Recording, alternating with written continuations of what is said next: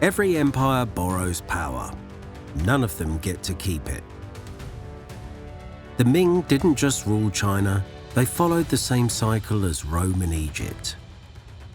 Rise, radiate, rot, collapse. The Ming weren't just emperors and walls. They built a blueprint, centralized power, culture, expansion, from the forbidden city to voyages that touched the edge of the known world. And for a moment, it worked. China radiated. The system tightened, the empire looked eternal. But eternal is a word empires use right before they fracture.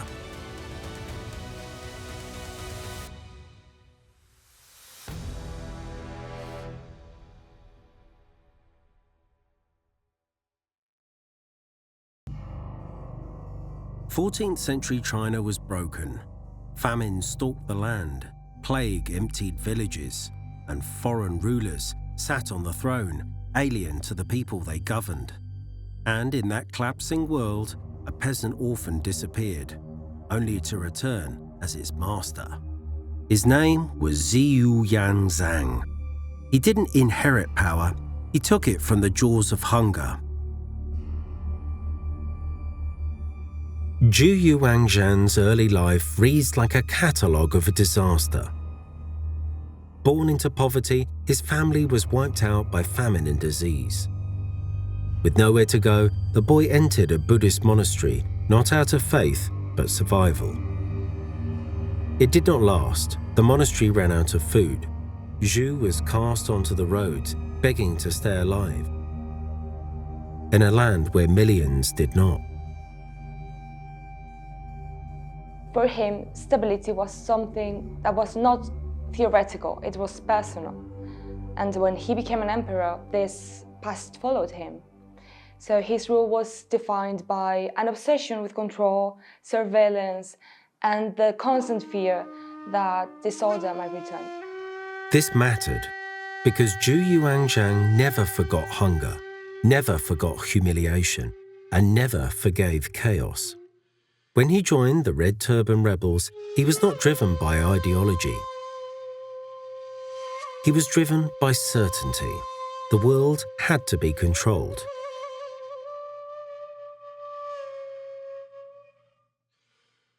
Zhu Yuanzhan proved ruthless, disciplined, and terrifyingly effective. He eliminated rivals, absorbed their armies, married into influence, and slowly, methodically, transformed the rebellion into conquest. By 1368, the Mongols were driven north, back into the steppe.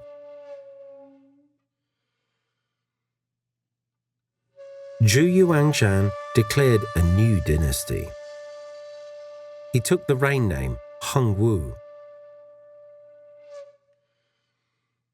But Hongwu was not interested in glory. He was interested in control. He wanted to centralize the power to prevent another collapse like the UN experienced. So he concentrated the authority in the emperor's hands. He reduced the power of the ministers, the generals, and especially the eunuchs. At the same time, he was a reformer. He introduced land reforms, strengthened agriculture, and sought to protect the peasants from exploitation. Yet these reforms existed alongside brutal purges and an extensive system of internal monitoring. Officials were watched, neighbours were organised into mutual surveillance units, families were collectively punished. Loyalty was enforced, fear was cultivated. When Hongwu suspected treason, he did not investigate, he exterminated.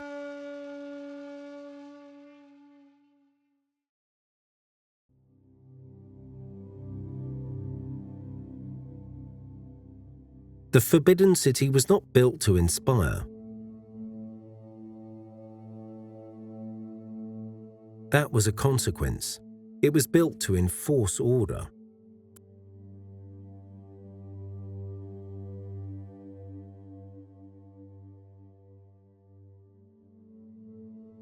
From the moment an official crossed its outer gates, the palace began to instruct him where to walk, where to stop, where to lower his eyes.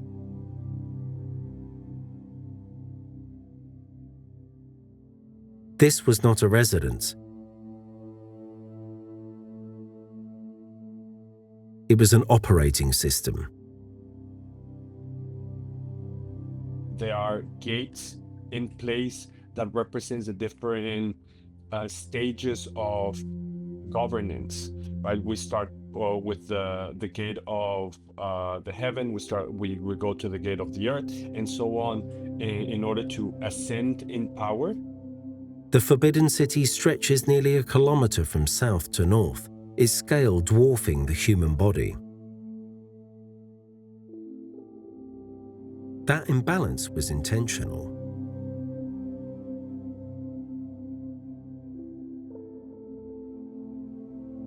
Officials advanced through a sequence of gates and courtyards designed to slow movement and fragment groups.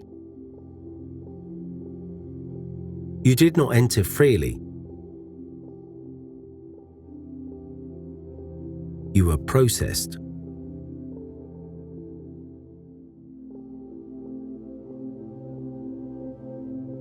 At every threshold, guards observed, servants listened. The emperor did not need to be present.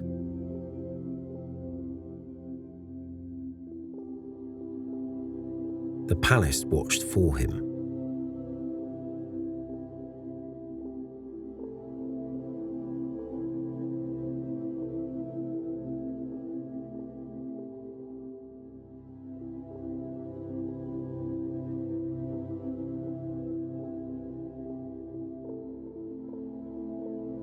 Access to space was access to power.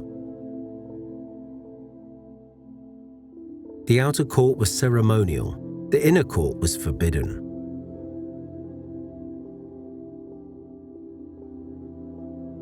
Crossing boundaries without authorization was not a breach of etiquette, it was treason.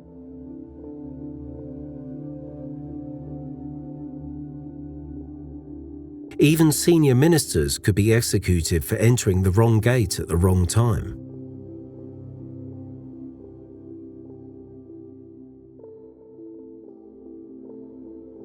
A system designed so that fear became self-regulating. The Forbidden City was not only an imperial palace, it was also a machine of control. Its layered courtyards, guarded gates, its rigid hierarchy regulated movement and access with precision. So power was made unreachable and distant. At the center of the palace sat the throne, raised, immobile, absolute. Information flowed inward, whispers, accusations, confessions. From stillness, one man ruled an empire.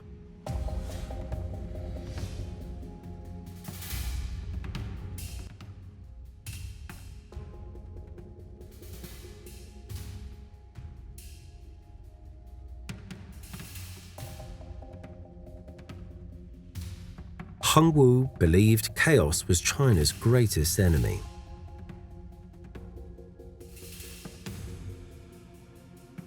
To prevent it, he rewrote law, ritual, military organization, even morality itself. Confucianism became obedience.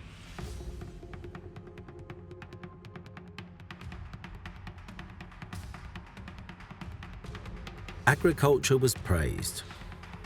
Commerce was suspected. Movement was dangerous.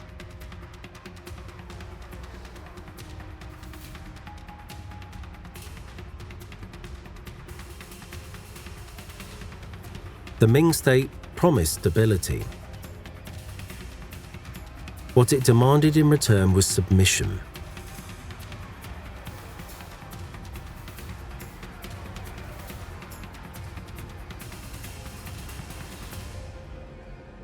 This system would endure for nearly 3 centuries. Zhu Yuang died in 1398. The empire he left behind did not collapse. It obeyed.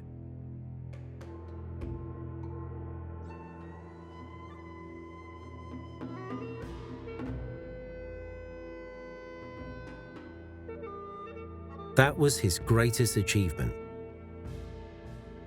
and his most enduring legacy.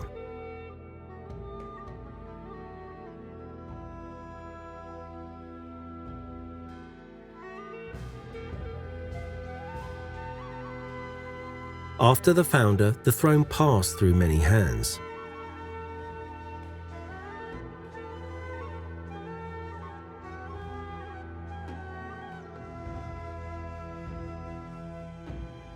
Some emperors were energetic, some were cautious. Others ruled almost entirely from behind palace walls.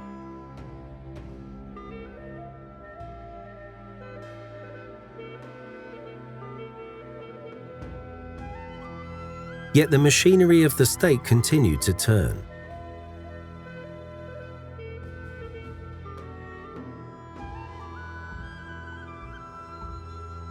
The bureaucracy collected taxes, armies were supplied, rituals were performed without interruption.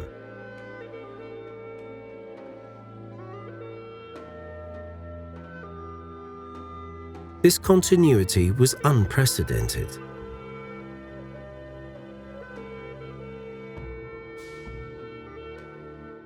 The Ming has solved a problem that had destroyed earlier dynasties: succession.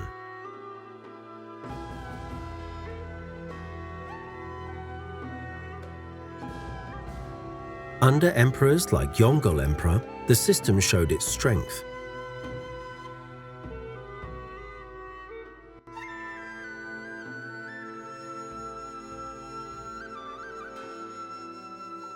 The capital moved to Beijing.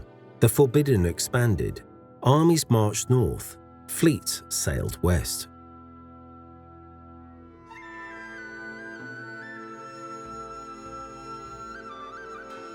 This was a state confident enough to project power beyond its borders. And yet, even at its peak, the Ming remained deeply cautious. Innovation was tolerated, not trusted. Expansion was allowed, but never embraced. The system valued control above all else.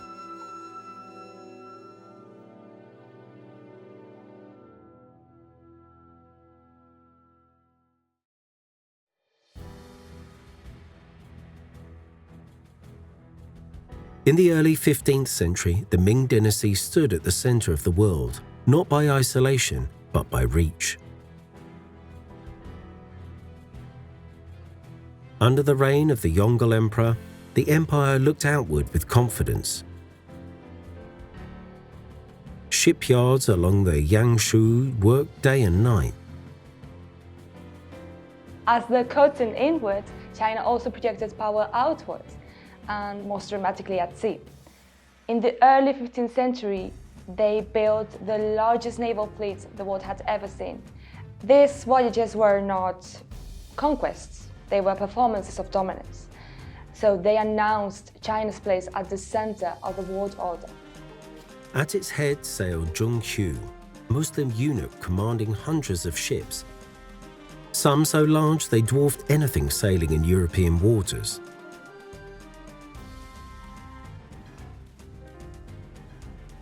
They were not vessels of desperation or discovery. They were instruments of power. The treasure fleets crossed Southeast Asia, India, Arabia, and reached the coast of East Africa.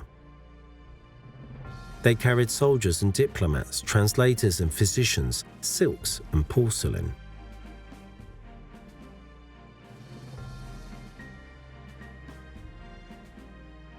This was an empire without occupation, influence without colonization.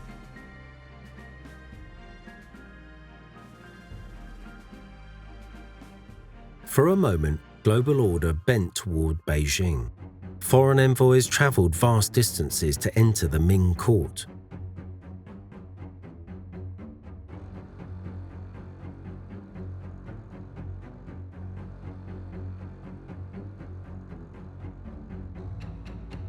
The world came to China, not the other way round.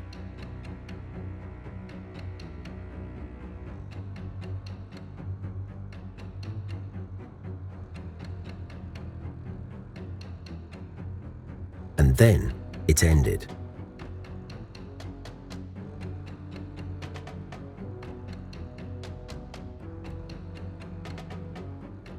Not with defeat, not with disaster, but with a decision.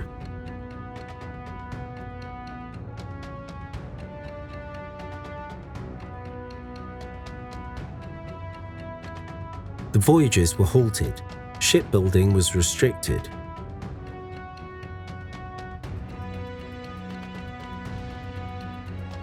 Records were lost or destroyed.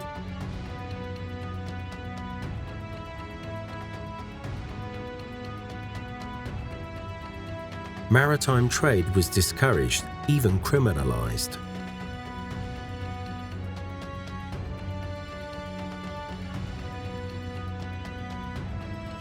Confucian officials viewed the sea with suspicion.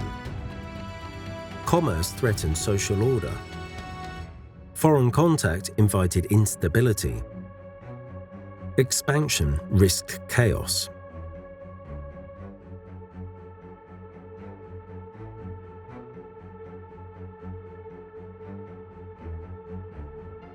As the Ming turned inward, the seas did not remain empty.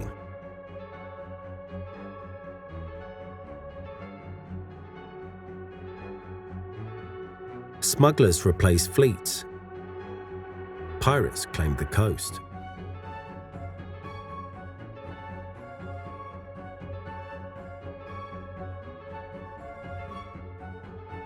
Distant powers, smaller, poorer, relentless, pushed outward across the oceans China had already mastered. This maritime ambition was abruptly abandoned, facing mounting costs, renewed threats alongside the northern frontier, and Confucian elite skeptical of overseas trade made the Ming court choose withdrawal. The sea, once a stage for imperial power, was now perceived as a liability, and the consequences of this decision were profound. With China turning inward, European powers extended outward, reshaping and changing global trade and influence for centuries to come. The fleets vanished. The horizon closed. An empire that once ruled the seas withdrew behind its walls.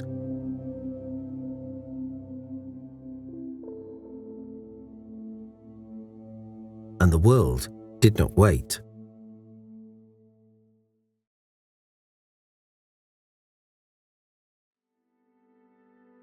The Ming Dynasty promised order. For women, that order came with walls.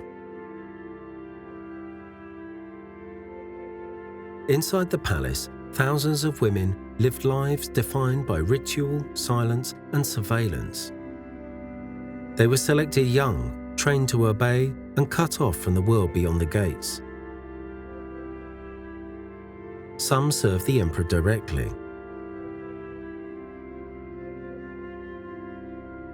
Movement required permission. Speech required restraint. Visibility was a risk. The palace did not need chains. Routine was enough.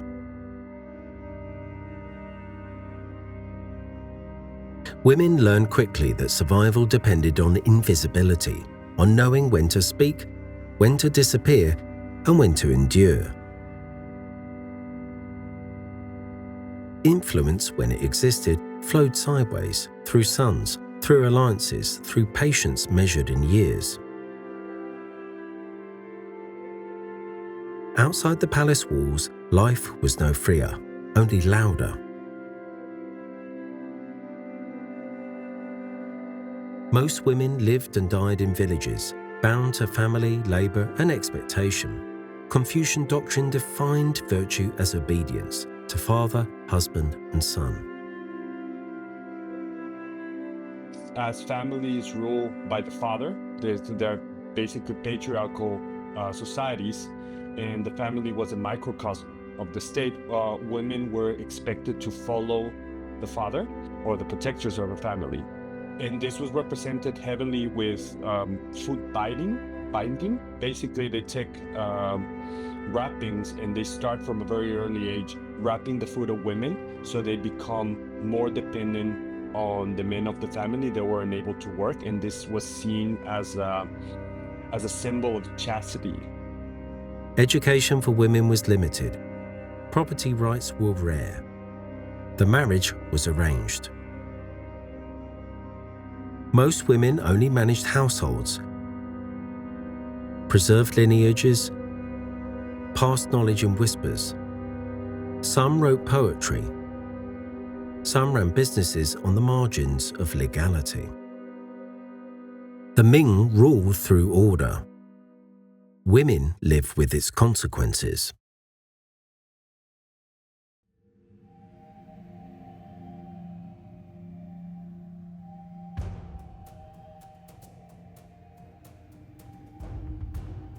The Mongols were gone.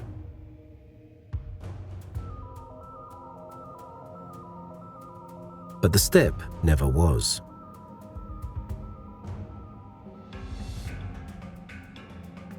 From the moment the Ming Dynasty was founded,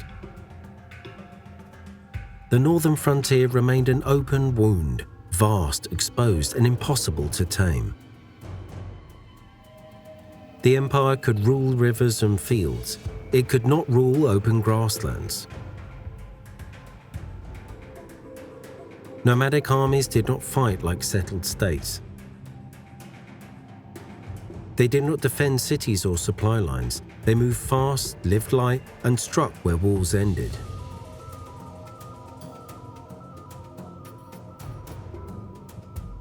For the Ming, this was a problem without a permanent solution. The response was defensive.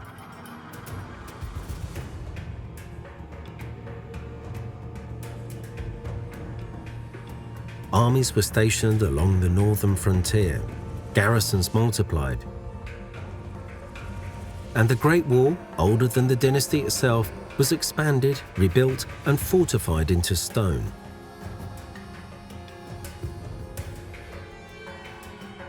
The wall was not designed to make invasion impossible. It was designed to manage it.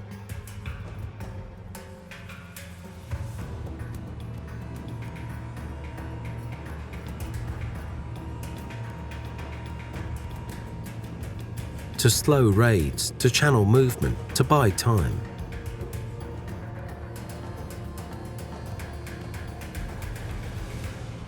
For long periods, it worked.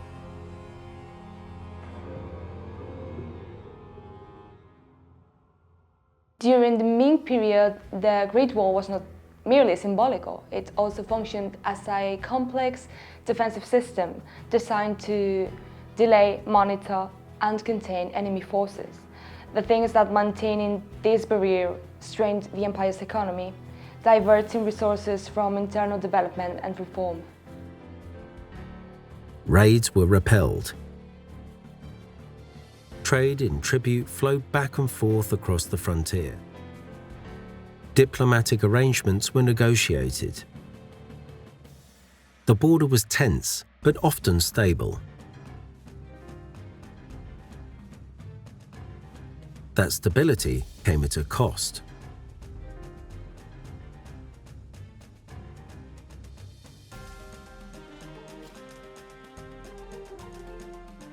Maintaining the frontier required enormous resources. Soldiers had to be paid, fed, and equipped. Fortifications demanded constant repair. Transporting grain and supplies to remote garrisons strained the state's finances. Over time, military command structures became rigid. Posts turned hereditary. Innovation slowed. Corruption crept in, not as a sudden failure, but as a gradual erosion.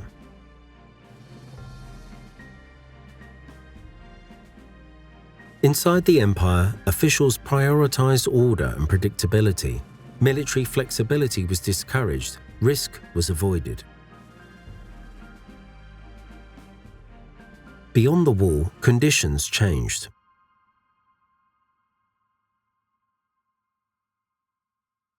Climate fluctuations affected grazing lands. Steppe groups reorganized, merged, and adapted. New powers emerged, more disciplined and increasingly coordinated. By the late Ming period, pressure along the northern front intensified just as the state's capacity to respond weakened. Soldiers went unpaid. Supplies ran short. Smuggling and desertion increased. The wall stood still, but the system supporting it was under strain.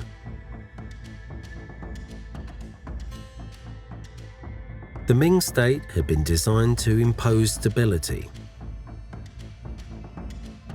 On the frontier, stability was always temporary.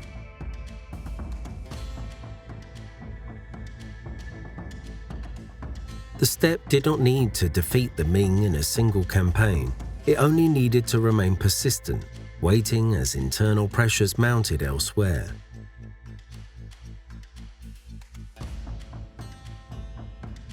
By the early 17th century, the northern border was no longer just a military concern.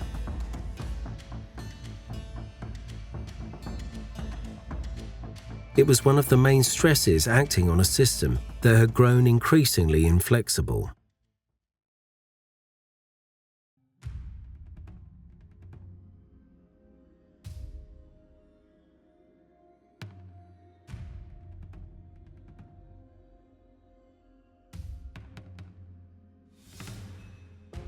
By the late Ming period, the empire did not suffer from a lack of laws, officials, or institutions. It suffered from a lack of money.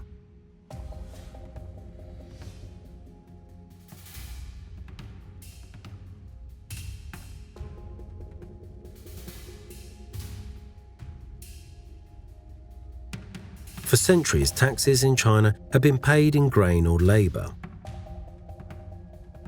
Under the Ming, this changed. Gradually, the state shifted toward a single standard of payment: silver.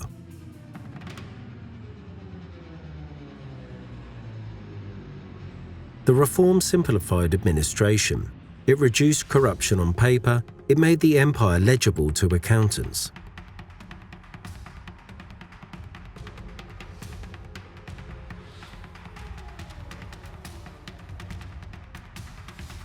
It also tied the survival of the state to something it did not control: silver. China did not produce enough of it.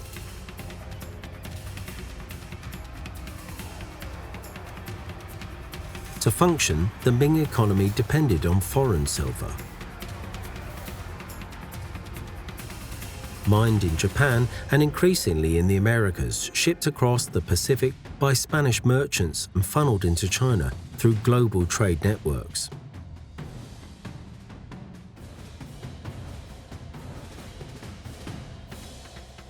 For decades, the system worked.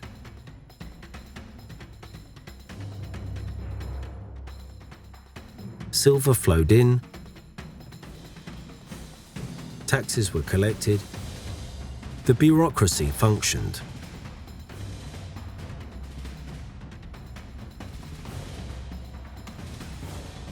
But the system had no margin for disruption.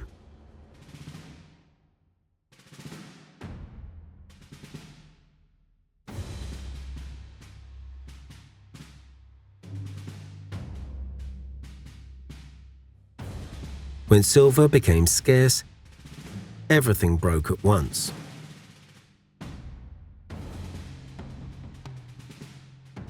In the early 17th century, global conditions shifted.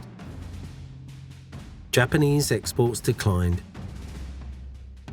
Spanish shipments were interrupted by war, piracy, and political instability. The flow of silver slowed. Its value rose. For the Ming state, this was catastrophic.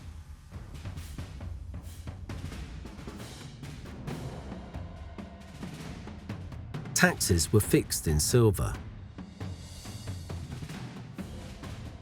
Peasants earned in copper, grain, or labor. As silver appreciated, the real tax burden increased sharply.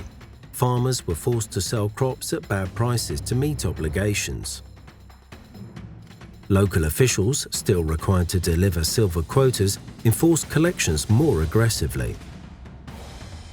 What appeared as fiscal reform from the capital became hardship in the countryside. Harvest failures compounded the problem.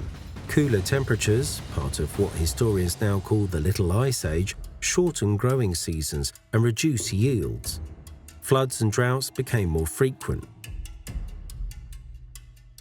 Food was scarce, taxes were not. The Ming system had been designed for stability, not shock. It assumed predictable harvests, steady trade, and gradual change. When all three failed simultaneously, the system could not adjust. Rebellion followed, not as ideology, but as survival.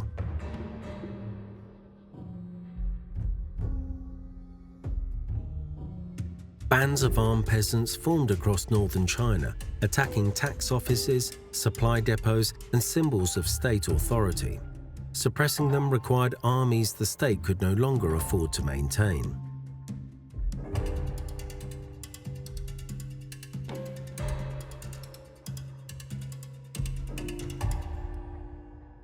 The Ming state was fiscally rigid at the moment it needed flexibility most.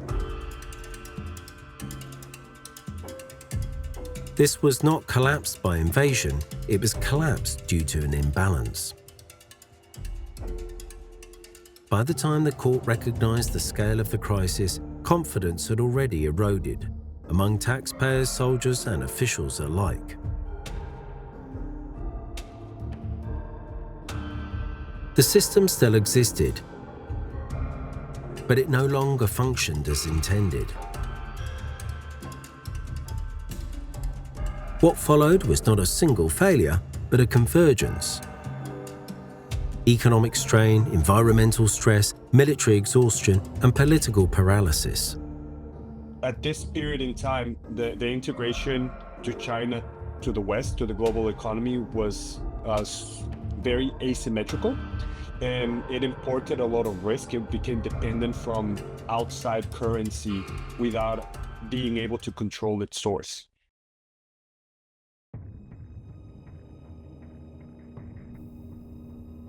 As decades passed, the Ming bureaucracy grew larger, slower, and more risk-averse.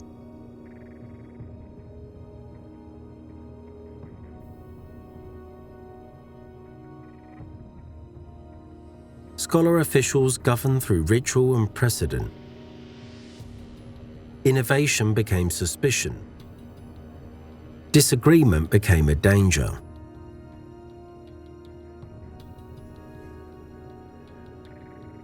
Some emperors stopped engaging with governance altogether. They delegated. They retreated. They stayed inside the palace.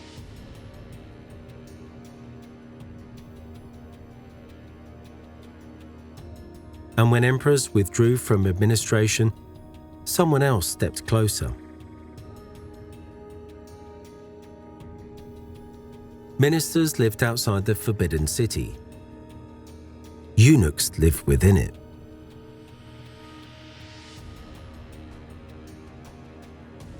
They opened doors, delivered messages, filtered reality before it reached the throne.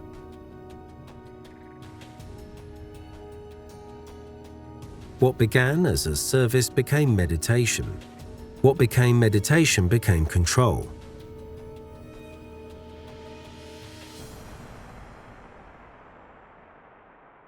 This was not a single moment, it was a slow shift measured in decades.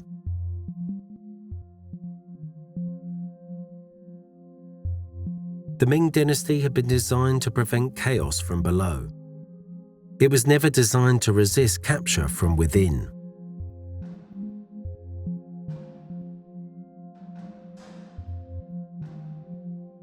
By the early 17th century, the balance had tipped.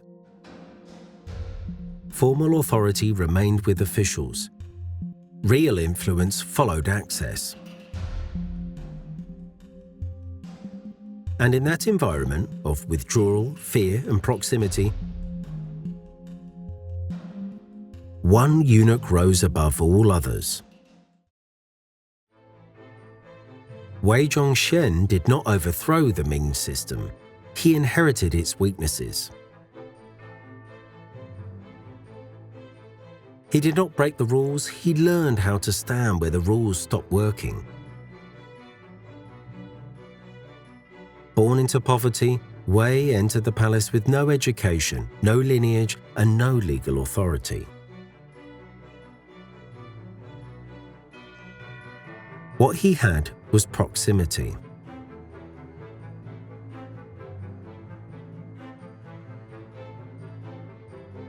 Wei attached himself to the Tianqi emperor, an isolated ruler who distrusted officials and avoided governance.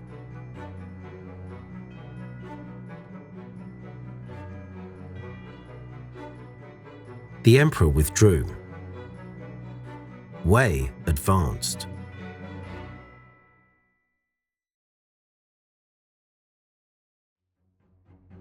Wei Zhongxian never held the throne. He never passed the imperial examinations. He never ruled by name. He ruled in practice. Memorials passed through his hands. Appointments required his approval. Punishments carried his signature. Officials who opposed him were demoted, exiled, or executed. Those who praised him were promoted.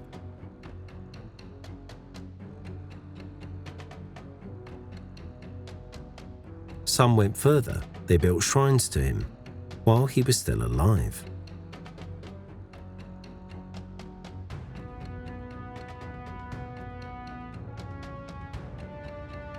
For the first time in Ming history, loyalty to a eunuch outweighed loyalty to the emperor. This was not corruption. It was a parallel state.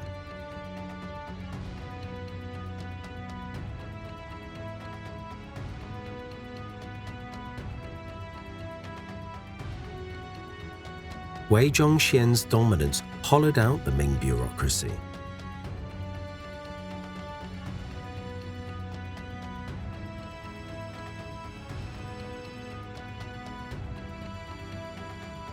Talented officials were purged. Competence gave way to obedience. Fear replaced administration. The system designed to prevent chaos had created a vacuum, and into that vacuum rushed decay.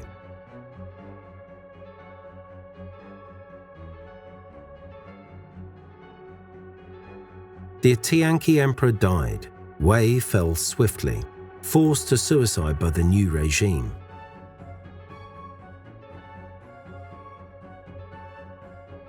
But the damage remained. The Ming state no longer trusted itself.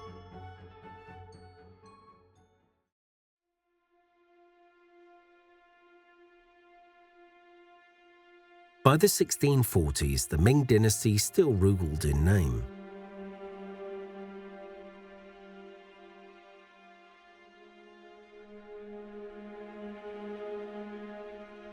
Decades of fiscal strain had hollowed out the state.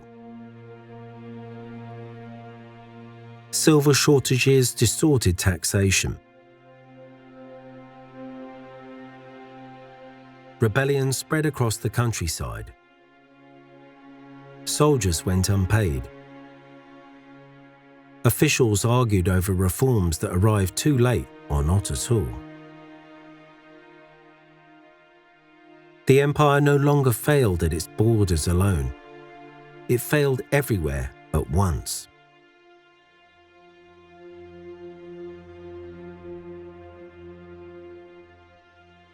In the north, rebel armies gathered strength. They were not driven by ideology, but by hunger and survival. One of their leaders, Li Jucheng, advanced steadily toward the capital.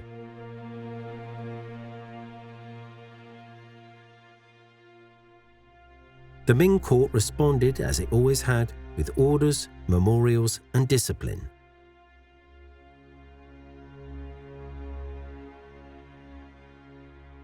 There were no reserves left to enforce them. The fall of the Ming Dynasty was not inevitable. It was increasingly likely. The very structures designed to preserve order ultimately constrained reform, and when the system needed to change, it couldn't do it fast enough.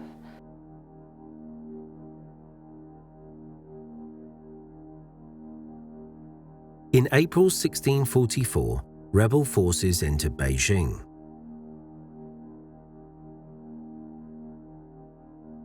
There was no great battle.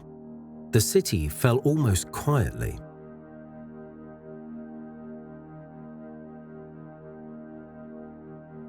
Inside the palace, the last Ming Emperor, Chongzhen Emperor, waited for a relief that never came. Ministers had fled or been captured. The army had dissolved. The system built to ensure order had outlived its capacity to respond.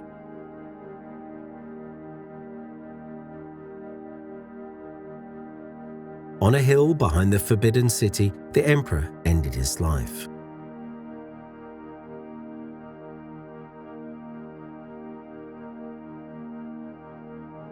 The Ming Dynasty ended not with conquest, but with abandonment.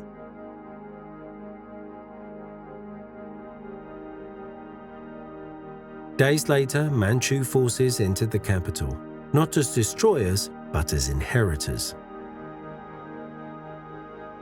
They would establish the Qing dynasty, adopting Ming institutions, rituals, and bureaucracy almost intact.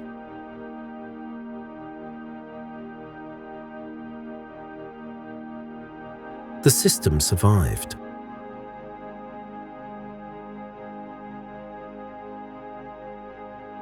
The dynasty did not.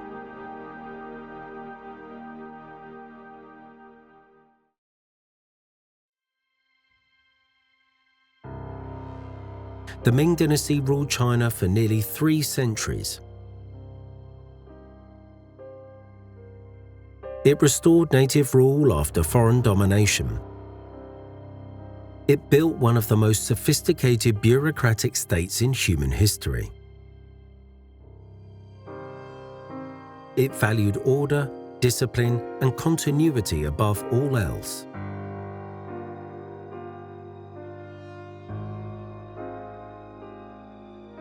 And for a long time, it worked.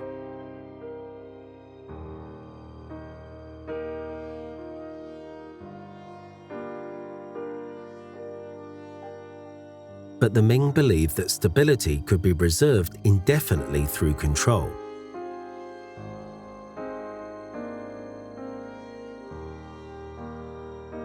That risk could be eliminated, that change could be managed by restriction, that silence was safer than debate.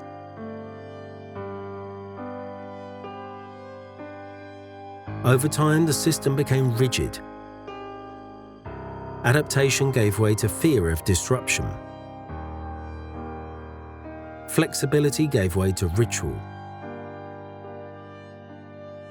When the world changed, economically, environmentally, militarily, the Ming state could no longer adjust.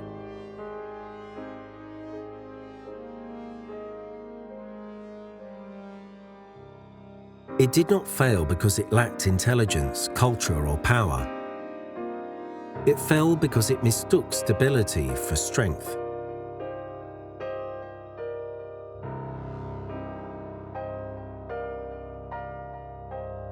The Ming dynasty did not collapse suddenly. It endured